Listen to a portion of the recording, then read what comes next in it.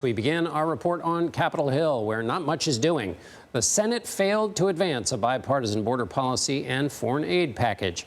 Wednesday's vote was mostly along party lines. It would have set the stage for a floor debate on the measure, but Senate Republicans were reluctant to move forward on a bill that House Republicans say has no chance of becoming law.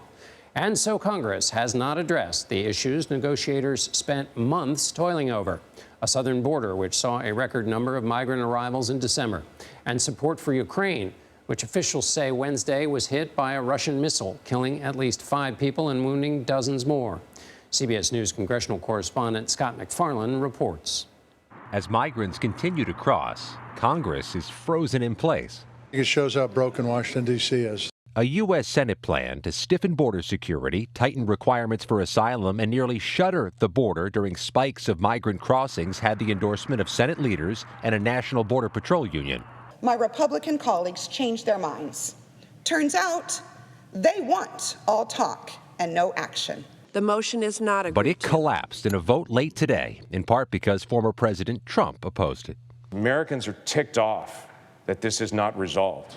The impasse is a blow also to cities like Chicago, where Alderman Byron Sitcho Lopez is helping the city respond to thousands of migrants bust from the border. The federal government has exacerbated and worsening the issue at the border. The Senate today then shifted to a new plan with tens of billions of dollars to help Ukraine and Israel, but no border changes. It'll face stiff resistance in the House. I mean, this place is just chaos, right? The failures happen a day after House Republicans came up one vote short in trying to impeach Homeland Security Secretary Alejandro Mayorkas. Was it a surprise how it played out? I don't think it was a surprise. It was more of a disappointment.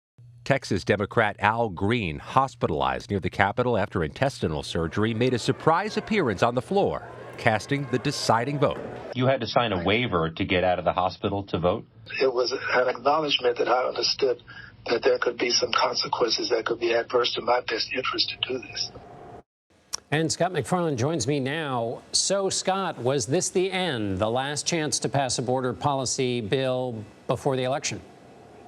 It was already a narrow window, John, getting this done before congressional primary season begins and before the debates and conventions begin, and they just burned through some time here. They spun their wheels. The leadership of the the Senate Democrats, the leadership of the Senate Republicans blessed this bill. The White House did too. The negotiators did their work. And moments after they posted the document, the opposition grew and grew.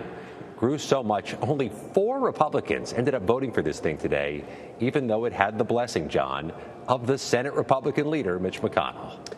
But it did not have the blessing, which tells us a lot about the state of politics at this moment, particularly in the Republican Party. It did not have the blessing of the Republican likely nominee for president, former President Trump. What are Republicans saying about the influence that he had over this process?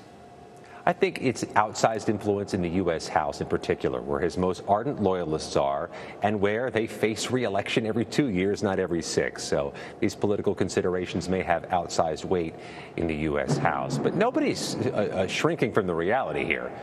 Donald Trump says he doesn't want it. The likely Republican nominee says he doesn't want it. It makes it nearly impossible for some of these Republicans to back the bill and not worry about getting outflanked in their primaries. It's a reminder, John, primaries, including in the state of California, they're just weeks away.